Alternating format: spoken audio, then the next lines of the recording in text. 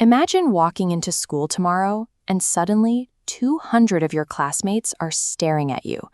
They're waiting for one thing, the S4 Levers hoodies, and you've just been put in charge of organizing them. Without realizing it, you've just stepped into the shoes of a business operations manager, running your very own mini enterprise. Right away, you hit a wall.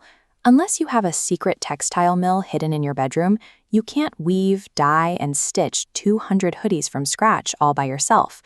To get those blank shirts and custom prints, you'll need to partner with external companies. In the business world, these are your suppliers, the specialists who provide the materials or services you need to turn an idea into a finished product. So you go online. But a quick search brings up hundreds of potential hoodie factories, and every single one claims to be the absolute best. To keep from being overwhelmed, you need a way to filter the good options from the bad. This strategy is your purchasing mix, a specific checklist of factors used to evaluate which company is actually the right fit for your project. Choosing a supplier is the very foundation of your operation. Make the right choice, and you deliver a great product to happy classmates. Pick the wrong one, and you are the person who ruined the Levers hoodies. When you first look at that list of suppliers, your eyes are probably drawn straight to the cheapest option. It makes sense. Spending less on the hoodies means more money left over in your budget. But that low price usually comes at a cost elsewhere.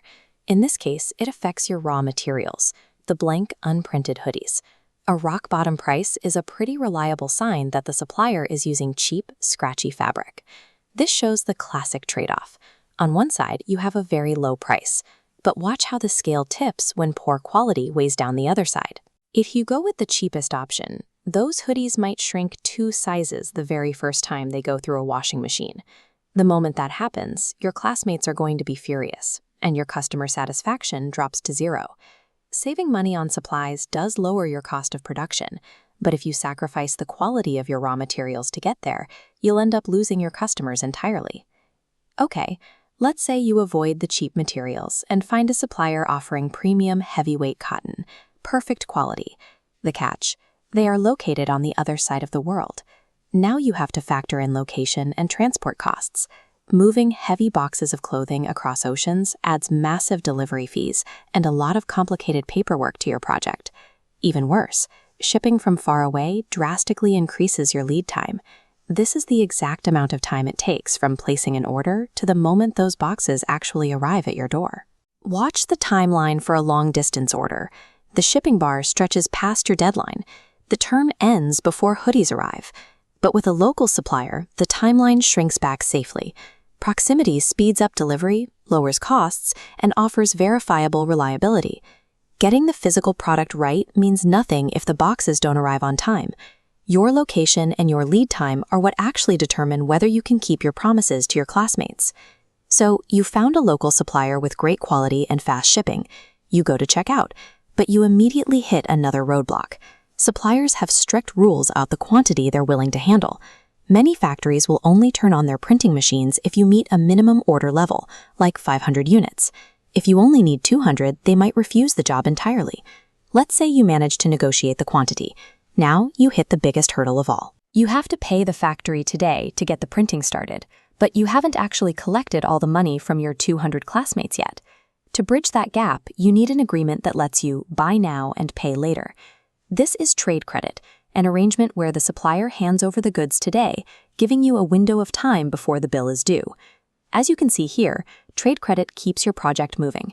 The hoodies arrive on day 1, but the supplier gives you 30 or 60 days to pay the invoice. That gives you plenty of time to collect the cash from your classmates. Favorable financial terms like trade credit act as invisible lifelines. They give you the breathing room to manage your cash and fulfill orders without running out of money. Finally, delivery day arrives. The boxes are opened and your classmates are thrilled. The hoodies are printed perfectly, the fabric feels great, and everyone has them well before the end of term. You pulled this off because you carefully balanced the purchasing mix. You weighed the price against the quality of the fabric, and you made sure the supplier could handle exactly 200 hoodies. You also looked closely at the logistics. You picked a location that kept your lead time short, found a factory you could rely on, and secured the trade credit needed to manage the cash.